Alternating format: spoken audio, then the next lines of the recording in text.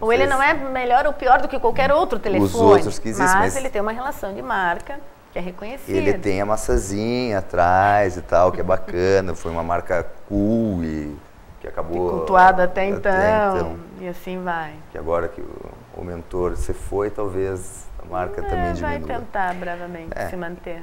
Bem, então a partir daqui, dessas colocações que vocês foram fazendo, a marca é crucial.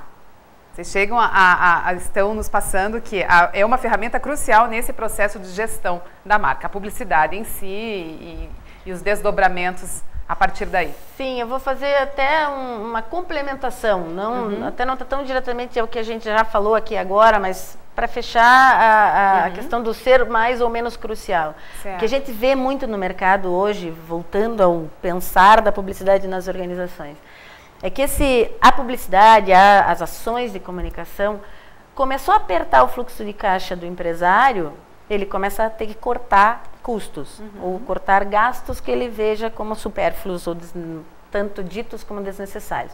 Entre ele dispensar a equipe e diminuir verba de publicidade, ele diminui verba de publicidade.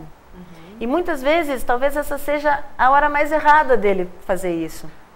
Porque exatamente talvez numa hora em que ele está tendo um problema comercial ou um problema de porque as pessoas não compram o meu produto porque o meu concorrente está tão melhor do que eu, é a hora que ele deveria crescer com publicidade. E aí a coisa começa a ser mais crucial ainda. Ela vai se tornando mais necessária para a existência dessa marca. Porque quanto mais as pessoas já não buscam o teu produto, você recolhe tudo, né? Segura o dinheiro, não grita para as pessoas dizendo, olha eu aqui, aí é que não vão buscar você mesmo. Então, a tendência é muito mais de fracasso do que de resultado. E hoje a gente tem diversas estratégias para... O ferramental para a publicidade hoje é vastíssimo. Né? Então, a gente não precisa mais ficar pensando na audiência que uma televisão está te dando. Né? A gente não precisa ir para os grandes meios de comunicação de massa. Então, a professora Patrícia é especialista nisso, né? Então a gente consegue descortinar onde está esse público, né? Trabalhar com aquele nicho, com aquela segmentação. Então o empresário já não precisa investir aquele volume que era necessário há 20 anos, 10 anos. Né? Hoje, com as verbas um pouco mais enxutas, você ainda consegue destinar essa mensagem publicitária de uma maneira muito eficiente. Talvez vai ter resultados mais efetivos ainda. Sim. Isso que o Randy colocou é muito presente no mercado ainda, o que eu falei, o que o Randy até colocou agora. A gente ainda tem um ranço histórico nos empresários e nessa presença da publicidade nas organizações, enfim, está muito preso às mídias tradicionais. Sim. Né?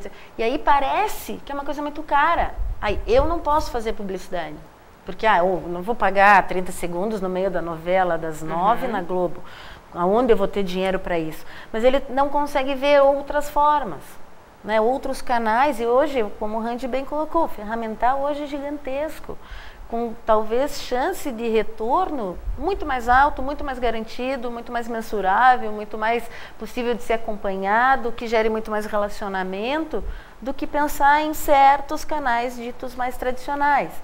Então, por isso a gente volta ao princípio de tudo, tentar criar uma cultura de comunicação, muitas vezes para os empresários entenderem que não é só uma televisão ou um canal de televisão específico ou uma rede de TV específica que vai ser a solução do problema dele, mas que com talvez uma verba mais enxuta ele consiga também resultados tão efetivos quanto. O inverso também ocorre. O empresário sente a necessidade de comunicação e daí ele olha assim, qual que é o meio mais barato que a gente tem? É mobiliário urbano. Daí enche a cidade de mobiliário urbano.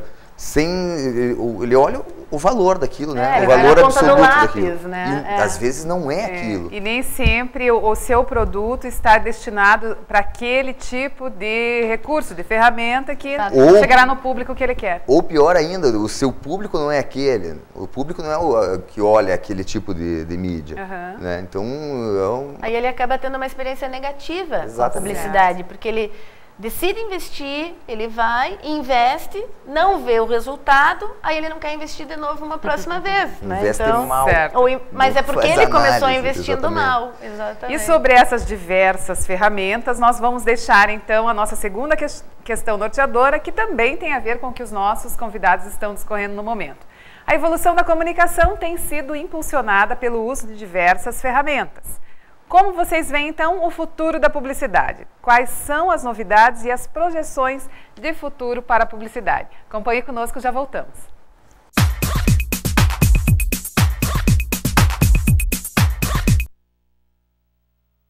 O maior patrimônio de uma nação é seu povo. E o maior patrimônio de um povo é a educação que ele recebe e que transforma em progresso. É por isso que todo educador assume um papel-chave. E ele começa não na tarefa de educar, mas sim na de aprender com os melhores profissionais, atualizando-se e fazendo uma especialização com quem há mais de um século trabalha na arte de ensinar com qualidade. FAI, porque só quem tem a maior tradição no ensino é que pode oferecer a melhor pós-graduação em educação.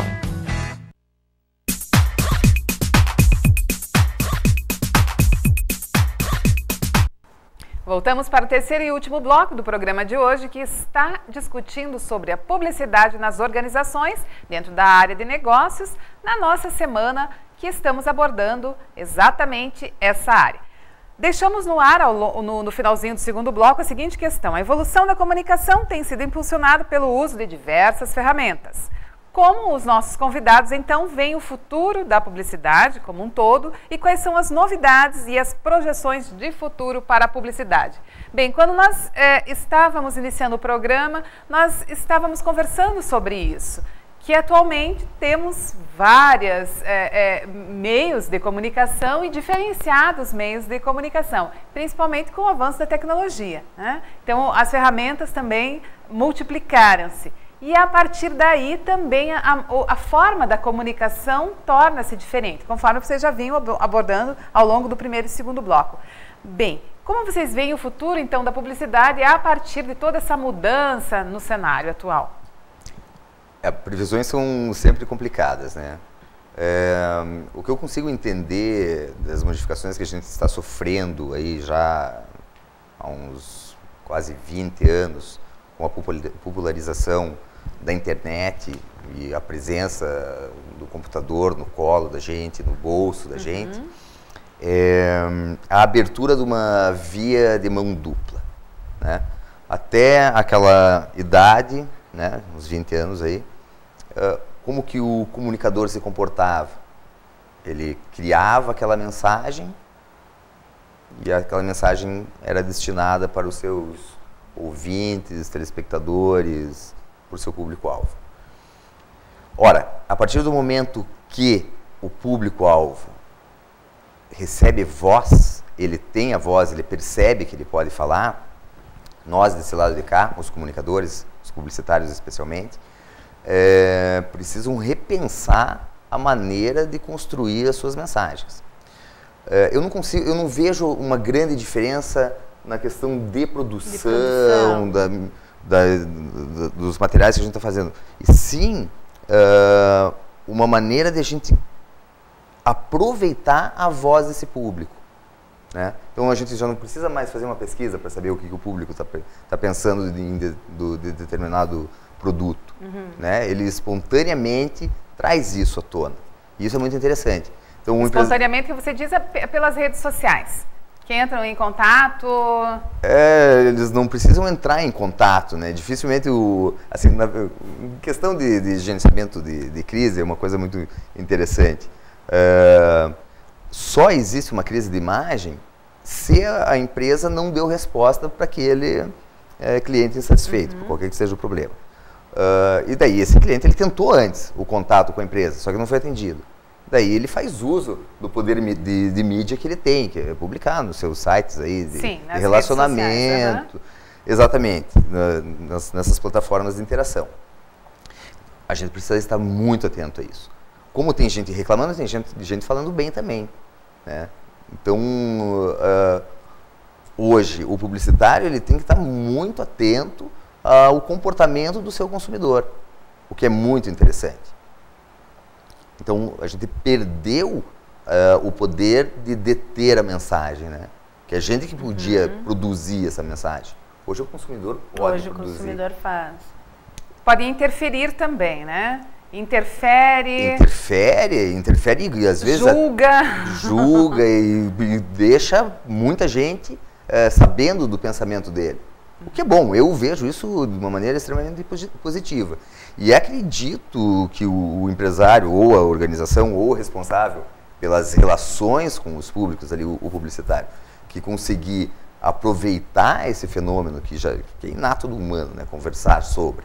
Só que agora a gente conversa com muitas monte pessoas de gente. juntas. A marca que conseguir se aproveitar disso vai se posicionar de uma maneira muito mais próxima de seus públicos do que se posicionava antes. Eu vejo isso de uma maneira muito positiva. O que o Randy está colocando é que a gente passou muito tempo da vida sem espaço.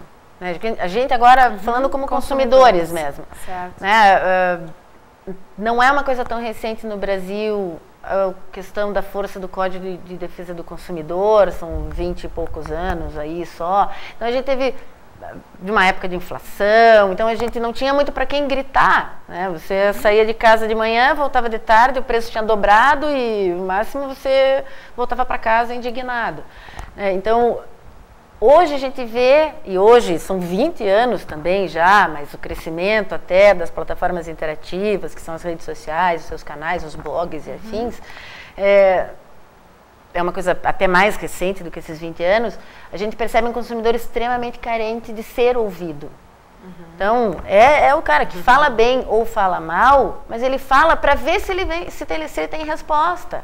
Então, muitas vezes, né, e eu cuido de X ações, né, de ações sociais, a gente teve um X problema, mas assim, veio uma carga de mensagens em Facebook e tal, que é absurdo, tá? As respostas foram 1 a 1. E a gente viu com o passar dos tempos, os tempos que foram assim, primeira semana, segunda semana, as mesmas pessoas que já tinham saído quebrando tudo, já estavam mais light nos seus comentários. Quando as coisas voltaram ao normal, foram os primeiros a dizer, estamos juntos, vamos lá. Então, ele não quer só reclamar, ele quer ser ouvido, ele quer ter resposta além de tudo. Porque antes mesmo, como o Randy colocou, eu poderia mandar a carta do leitor. Era um espaço desse tamanho, que continua sendo, que o editor autorizava publicar ou não, dentro do interesse dele, se queria ou não, também. Daí ele bota 3 boas e só uma ruim. Tudo bem, como era esse controle, vai da ética de cada veículo, mas tudo bem. Mas mesmo assim, continuava sendo unilateral. No máximo ele abria o jornal e ficava feliz de ter visto que a carta dele foi publicada. Né? Parava aí do mesmo jeito.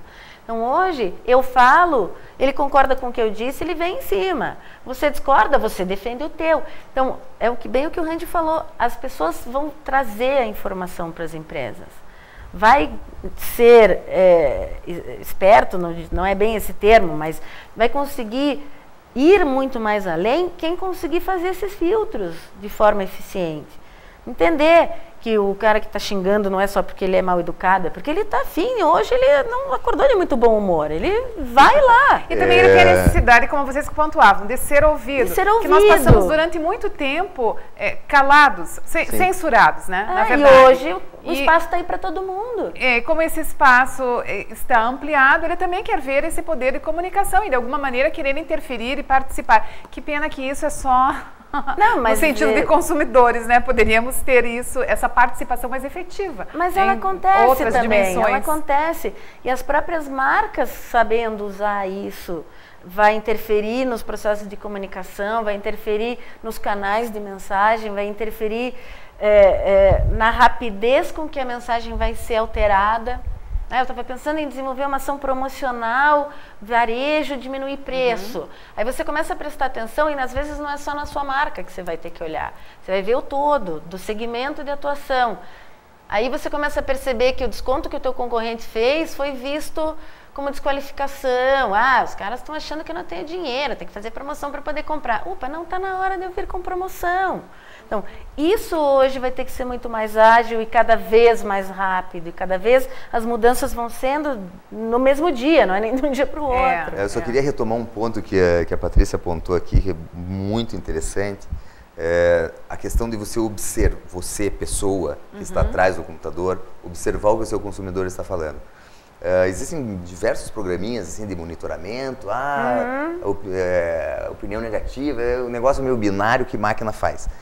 Não funciona, é uma bobagem, porque ali você vai levantar um monte de dados que forçosamente vai ter que ter o olho humano para avaliar se aquele comentário. A máquina ainda não tem, o sistema ainda não tem a capacidade de entender a intenção daquele comentário.